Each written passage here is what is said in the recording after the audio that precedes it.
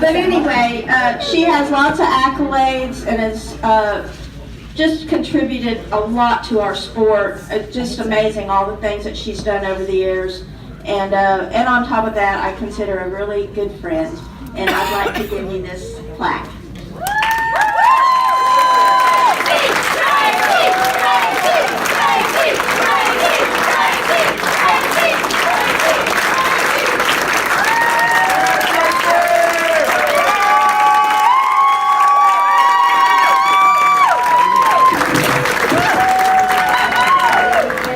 I wrote a speech. Previous inductees, first of all, thank you so much for the honor of being inducted into the Hall of Fame. I'm so honored. Just great. Thank you so much. In my opinion, every single person in the room is here because of you Hall of Famers who came before me. And also I wanted to congratulate Twanger and Steve. I'm so honored to be part of your class. This is really great. Thank you to the Oklahoma Rugby Board. I'm sure you guys are still meeting probably on the first Thursday or Tuesday of every month at 6 o'clock to put together things like this. And this is our 44th Varsity Alumni Weekend, and I'm telling you, it's largely because of the people working behind the scenes to make us work. So thank you.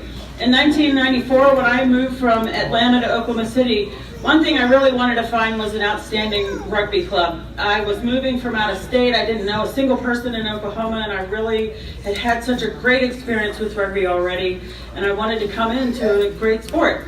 So I was living on the north side of Oklahoma City, and I looked up rugby in the yellow pages. And I used a rotary dial telephone called Sally Allert, and she invited me to come down, and we drove that 1981 Ford Econoline van, and my brother quickly ran off with Johnny Veely and David Kelso and joined the men's team, never to be seen again, really. And my sister and I met the most pregnant woman ever, Carrie Kemp. Frank Kemp is here, I've noticed, but Carrie was about 6 months pregnant with twins. The twins are now, I don't know, in their mid-20s, I would say. But when I showed up, she was hunkered down in the front row of a scrum teaching rookies how to be rugby players. I was like, whoa, wow. Maura Redcorn and Sally invited my brand new teammate and I, Michelle Skates, who's here tonight, to go to the Ozark Union Select Side Camp. And it was like, we'd been playing like 2 weeks together out here, and we went out there, we were basically tackling dummies for the largest women ever, and we had a good time. We were totally hooked, and after that, I think Skates and I drove nearly every weekend. If we weren't playing for our team, we would get in her new car, which had a CD player, and we would drive anywhere anybody needed someone to play. We didn't care what position we played any position for any team, just put us on and we will find work. I played with and around giants. The Roses of my generation, and I'm sure today, lovelies, were very driven to win. We ran the full Eagles run after every practice. We tackled full speed, and we played very hard. One thing that is of note to me, we practiced in the dark, pretty much. Remember, over the clubhouse on the side, we really didn't have lights, but we thought it made us better. We thought we were like superior because we were practicing in the dark. So one of the things that really helped me, not just with my rugby, but also in my life, was actually playing booger with the men and the women who had the courage to play with the men. I probably didn't add a lot to their competition, to be honest, but playing with people like Kelly Meek and Tyson Meek, Tarzan, Dr. Sirius, Johnny Veely, Sally and Linda, and some of those, that really transformed me. I had to learn to make faster decisions. I had to learn to communicate a little bit earlier. I had to remember not to take it personally. I was not at the level of athleticism or experience that they were, and I just went out and played. I just kept going every Tuesday and Thursday, and that was tough, but I did it, and it helped me a lot, and I would say that it probably colors my leadership style a little bit today. Most of us remember traveling with other ruggers. Back then we'd have 8 to 10 guys and girls in a room together trying to save money so we could squeak out one more tournament on the other end of the season. I remember things like we would have our rookies sing Boomer Sooner to the referees in the porta potties. I thought that was so fun. It's such a great time. We generally won every tournament we went to. Back then, we won every single tournament, and we won every single party, and I believe you me, we brought the fun. Back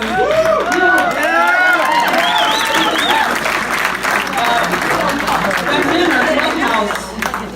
So if you don't know, the clubhouse is right in the shadow of the amazing football stadium. And so if there was a home football game, it wasn't uncommon for the men and women's teams to play booger until 2 or 3 in the morning. Leroy would fire up the grill, Pete David would get the fire going in the fireplace. We would literally play all night, and those people became some of my best friends. We ushered at the Rolling Stones concert at the football stadium. And there are just so many outstanding adventures that we've shared together, and I'm so thrilled to still be part of it. Back then, the medieval tournament the medieval fair was down in the duck pond. And Leroy here and Dr. Sirius would work hard on maintaining the clubhouse ourselves. We had to line our own pitches. We also trimmed the trees, we trimmed the bushes, and I can remember how personally offended we were because the medieval fair, they would put the elephant on our pitch for the whole time the thing was going on, and it would chat upon our hallowed You're kidding me. So anyway, for every rugger in the room tonight, there were influential coaches and players who played a big part of why you're still in our community today. Those heroes taught us things like be tough and be fearless, find ways to be ever resourceful, trust and teamship, respect the game, and especially respect your opposition. Carl Stumpf doesn't appear to be here tonight, but I have to say he's played a big role in my life as a coach. He taught me a lot about planning and that everything can be part of one system. The more you can kind of get things into a system, the better you're going to do in your life. He's also probably responsible for my very colorful language, which still follows me everywhere I go. Larry Nafee came out one evening. I was a brand new rookie. I'd only been playing for OU for a couple weeks. And he loudly informed me that I was the single worst player he had ever seen in his entire lifetime on any team. Which, however, he said to everybody in the room. He just said that to Sean Watson. And I was like, oh, he loves me. Kevin Sullivan, as we all recall, would yell every time I missed a 2-on-1, how do you eat, Tracy Curtis? Different coaches offered a lot of different styles of delivery, but I got better. One person also is Maura Redcorn. Maura took me to a walk from her house to the Norman Public Library. Not the library bar, but the actual library. And she gave me a ball, and she said, no matter what, do not let me knock the ball out of your hands. So her house was about a half a mile from the Norman Public Library, and she knocked the ball out of my hands 6 times in 1/2 mile period. And she told me, you know, Tracy, if you can't focus on this one simple task, I think you're going to have trouble focusing on one simple task. And a lot of the messages that she would have for me, I've never forgotten. Because she's right, you know.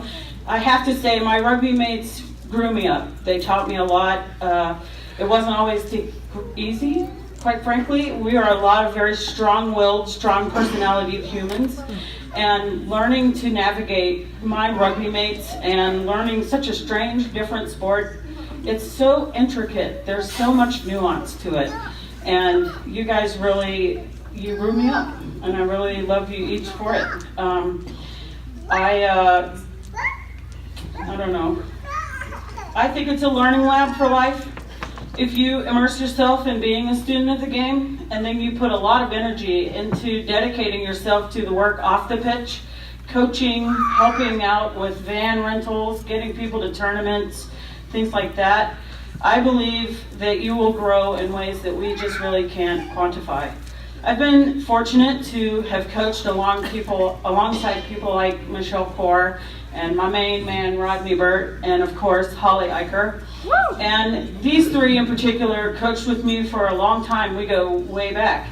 And I'd like to say that these people have dedicated for decades their time and talent to make sure that every rugby here is getting a great student-athlete experience and a tremendous team experience.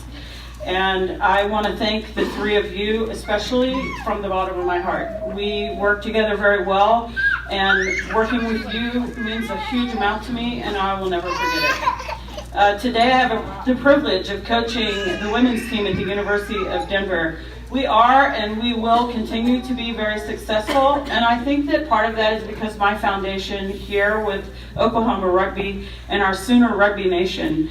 There are several people who couldn't join us tonight, but those people, plus the athletes and the huggers who are in the room tonight, we are the Sooner Rugby Nation, and I'm telling you, our reach is far. We make a very lasting impact on rugby across the nation and the world, and I think if you're here, you should be very proud to be here. This is an incredible community, and living in Colorado, I can see how powerful the Sooner Rugby Nation is, and I'm so proud to be a part of it. As Johnny stated in his induction speech a few years ago, I am OU Rugby, and OU Rugby is me. No matter which teams you play for across the nation or across the globe, no matter how great your professional successes may be, you are Oklahoma Rugby, and Oklahoma Rugby is you. And I'd also like to say, I'll be a rose until they tag my toes, and thank you for every moment.